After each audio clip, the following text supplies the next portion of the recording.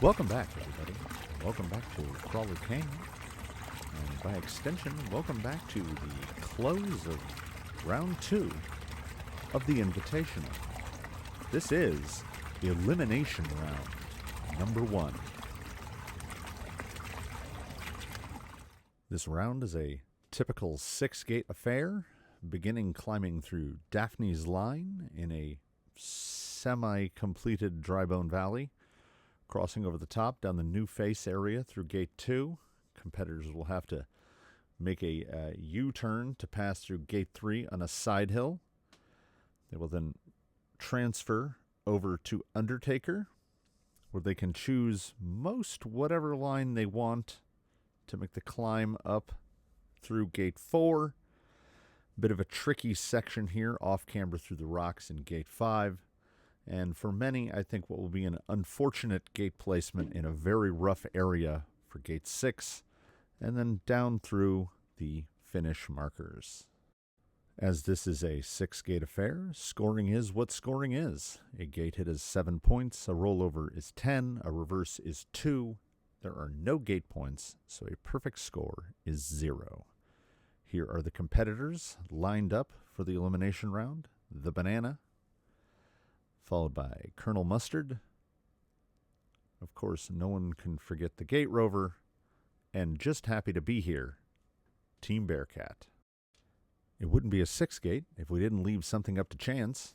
So, of course, out comes the spinner for the group of 4.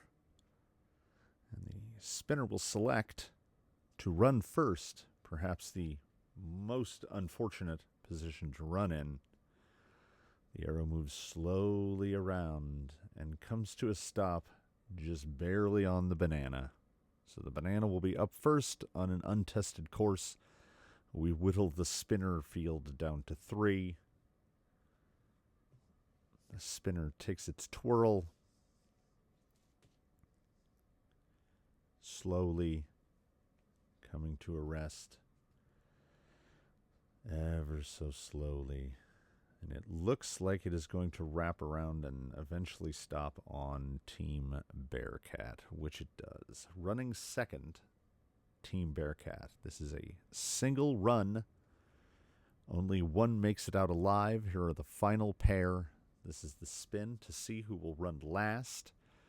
Perhaps the most advantageous position. The arrow is moving slowly, coming to a stop on Gate Rover. Gate Rover will run third, and the Colonel will finish out the group running last. We head straight out onto the course. The Banana is absolutely raring to go. Gate 1, no problem. It's essentially just a guide to funnel the competitors towards Daphne's Line. Daphne's Line is sort of what's kind of a mean way to open up. These guys are going out cold onto a course, but they all, with perhaps the exception of Team Bearcat, have experienced Daphne's Line in the past and know what needs to be done lest they fall into a giant hole out of which it's almost impossible to roll cleanly out of it. If you land in the tunnel, you've landed in the tunnel. Banana, no problem, through 1. Now trying to pick his line to see how he wants to navigate down through 2. And it takes too high. He's too high on that side. A little overly wary of the lower marker. Clips, and then there, slightly out of frame. He thought he could make a full loop circuit there and could not. So we have a gate strike and a reverse so far. He's going to try to wiggle it back because he did not take the appropriate line for this.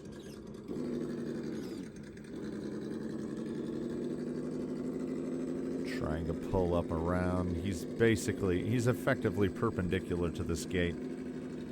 This will be a very difficult clear. Let's see if he can squeeze his way inside that number 41. It's almost clear, and there's just the slightest nudge on 41. Again, too far to one side relative to the other. He did roll cleanly out of that. And there's plenty of room there if he had needed to try to cyclone out anyway. Large transitional area. It's basically 3 gates on one obstacle, 3 gates on the other. Moving up across here to gate 4. Gate 4 has a little bit of a tricky placement due to that sort of wedge-shaped rock there that his driver's side front is on. It can sort of shuttle rigs to that side. Gate 5, though, the rock in front of the marker number 42 is a particularly mean rock, as it basically just wants to funnel, and Banana gets another. Had to spend a reverse there because he effectively pulled a softball-sized rock out of the ground. See, it just keeps pushing him that way, pushing him that way. He's expending quite a lot of reverses here. He was reasonably clean on the first half. Now let's see if he can stay up again. He looks as if he's too far to the right, and he is indeed too far to the right. He has not had good fortune with markers with numbers randomly scribed in the 40s on them. Again, as was mentioned in the introduction, sort of an unfortunately placed gate here with the big hit here, especially to anyone with full bumpers. But he somehow managed to power out of that. Will now swing around as wide as he needs to come through the start-finish. Competitors just assumed that they need to pass through it in this direction, when in the briefing it was never stated. You could pass through them either way, so he could have gone through from the other side. And we're not going to tell you the scores until the end. That's how the elimination round is going to work. So that is the Bananas run. He is potentially done in this competition. We will know at the end. Team Bearcat comes in, despite having the largest power plant in the fleet. He also has, and well, not in the fleet, but in the competitive group today. He's also the longest and the widest. He's the widest of all, by far. And the only rig actually longer than him is Jolly Green. Bearcat almost made it there. It was looking pretty good. And as I had mentioned, if you fall into the tunnel, you're pretty much stuck there. So he's managed to run over the gate marker both times. And that was pretty close, but right into the hole. And if you roll over twice on one gate, we know what that means. That's a gate max, so he's pulling a 19 for that. The whip definitely comes into play as he strikes gate 2. The ocean liner-like turning radius, combined with a relatively high grip surface. He needed to use a reverse to transition between gate 2 and gate 3. He basically went nose first into the wall there.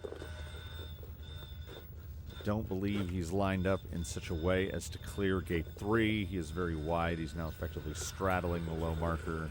Strikes gate 3. Comes around to 4. Let's see how he does on a really high grip surface. And he shouldn't have a problem with the wedge-shaped rock with his width. He's going to use the rusty technique here, I believe, which is the drag brake, no matter how high it's dialed up, is not powerful enough to hold a weird Ryft transmission in place. So his drag brake is okay going nose down a hill, but if it's tail down, it just rolls away. In second gear, in high gear, he effectively has no drag brake at all. It's almost like it's turned off. He's coming around, and I don't know if he can actually fit in between the two gates, and he cannot. He strikes gate 5, and then immediately just figures, Let's just drive over gate 6 and end this misery. Again, the ocean liner turn radius comes into play. Even in that amount of space, could not turn it around. So that ends the day for Team Bearcat. And will line us directly up for the final 2 competitors in this elimination round number 1. And the first of those is Gate Rover. Gate Rover has had something of a disappointing showing so far in the Invitational. I don't think anyone expected to see him fall directly into the elimination round. He's generally, like, I don't know if he's won any 6 gates that he's been in, but he's generally a middle of the pack guy, so seeing him fall all the way to the bottom was, I'm sure he's disappointed with his showing so far. He's taking a pretty nice attack there. Now he's just got to propel that longer wheelbase over that little belly hanger there. No problem there. Gate Rover does have a lot of steering angle, so he can pull that big wheelbase up across the top of here. Being a high grip, still manages to navigate it. Taking it very gingerly. He's watched those who've come before him. He's got a perfect line for gate 2. He's dead center between those with plenty of room on both sides. Still taking it slowly down the descent, taking nothing for granted. He remembers how heavy his body is, and he is going to take the smartest approach here. The most gradual approach to gate 3, which is smart. Gate Rover has to make up for the fact that his body weighs a metric ton with just being, you got to be smarter than the gates. So there he just manages, you can see in the slow-mo there, just misses clipping gate 3 and rolled it out onto his wheels, so no harm, no foul there. Gate Rover is putting on a bit of a show, particularly for someone so top-heavy. He's now taking a very gingerly stepped approach here up to 4. He's a little far to his left, but maneuvers through pretty easily there. Now I can see he's trying to push as high of a line as possible to come into 5. Let's see if he can stay off that little troublemaker of a rock just below his passenger front tire. He's taking it as slow as possible. You could see a real big weight transfer there. And now he's effectively got no weight up on the left-hand side, so he's got to reverse basically just to reset his weight. Gate Rover knows how to use a reverse. The Banana used a number of reverses there. Gate Rover just takes one big pull at it, lines himself back up in the hopes that he's not going to slide down in too far and end up with a sort of mini Austin Powers situation here. He's not getting a lot of purchase up the face of that rock. I think it's the full width bumper. He's dropping more and more and more. So he's got to pull another reverse, try to line himself up. We're seeing much the same experience that the Banana had here, where it just keeps pushing them out to the side that they don't want to be on. Looks like the Deep Woods have managed to pull him up this time. He's coming across. Let's see if he can stay far enough left. This is quite sloped here. That loose rock has nudged out a little farther. Let's hope it didn't drag him down with it. And sadly, it did. So he was well and clean up until approaching gate 5. Gates 5 and 6 are turning out to be the tough ones here. Most everyone has had a reasonable time with Daphne's line, and Daphne's line is pretty tough. trying to stay very high. Did he clear it? Did he get through clean? He did not. He took gate 6 with him. So the first 2/3 of the course, Gate Rover was just so fresh, so clean. Has a bit of a troublesome finish there with 5 and 6. And when we get to the end, we'll see how that holds up. We've just got one competitor remaining for the elimination. Colonel Mustard pulling out onto the course. Colonel Mustard having the second highest score in round 2. The only higher score was by Little Fella, who almost broke 100. So the Colonel's 76 was pretty bad, and it came as a result of a number of rollovers. He's had some adjustments to setup made sense. Nothing spring-wise, nothing suspension-wise. His suspension setup is still the same. Let's see how he manages. He's still running on what are effectively borrowed wheels, tires, and foams. The Colonel doesn't actually have his own set of wheels and tires. So these are Takeoff Canyon trails, which have been passed around. They've been run on pretty much everyone. And I believe these are the Hairbun version, which seem to manage the side hill area there with absolutely no difficulty. So the Colonel easily matching Gate Rover in the first half of the course. He cleaned the Dry Bone Valley portion of this. The Cut Canyon Trails doing a fine job here on the approach. And the Colonel, one of the narrower rigs here, which in some instances, well, in most instances is an advantage. If it doesn't take away from his ability to side hill, then narrow is good. Wider is better for stability, but other than that, narrow seems to be an advantage, particularly when the terrain gets as broken as it is here. Colonel trying everything in his power not to have to use a reverse here, but it's simply not in the cards.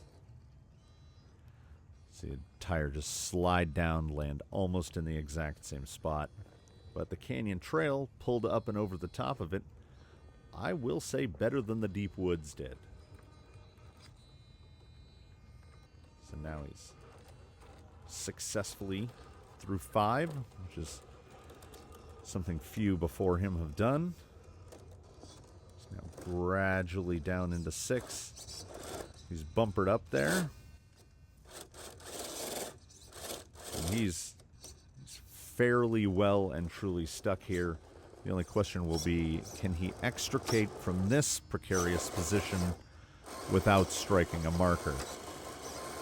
There was a little pause there between his reverses, so he got hit for using more than one reverse there, as they were separate instances. But lands it pretty cleanly coming through. Crosses the finish markers, and that brings the competitive runs of the elimination round to a close, with nothing left to do but look at the scores and see who stays. So that is elimination round number 1. And here is the scoreboard for elimination round number 1. There is the running order. First up was the Banana, who used 6 reverses and struck 3 gates for 33 points. On any other day, that might not be a terrible showing, but it's not really the numbers you want to see. Followed by Team Bearcat, who had 2 reverses, 4 gates, and 1 gate max for 51 points. So their score goes red, as they have been eliminated. Anyone with a lower score, that score has been eliminated. Up next was the Gate Rover, who used just 3 reverses, struck 2 gates for 20 points, meaning that the Banana and Team Bearcat are now eliminated. So the Gate Rover is sitting on the bubble. It's just up to see what did Colonel Mustard do in his run, and will it be Colonel Mustard or Gate Rover moving on to round 3? And the Colonel used just 4 reverses between gates 5 and 6 for a total of 8 points. Meaning that in this round, elimination number 1, the Banana Team Bearcat and Gate Rover have been eliminated from competition, and moving forward into round 3 is Colonel Mustard. And the Colonel has to be pleased with this. This is a redefining moment where he had the second highest score in round 2, but comes back with far and away the lowest score in the elimination round, which puts him into the round of 12, the group of 12 for round 3. And we will see shortly how that is going to play out as we move forward in this presentation of the Invitational.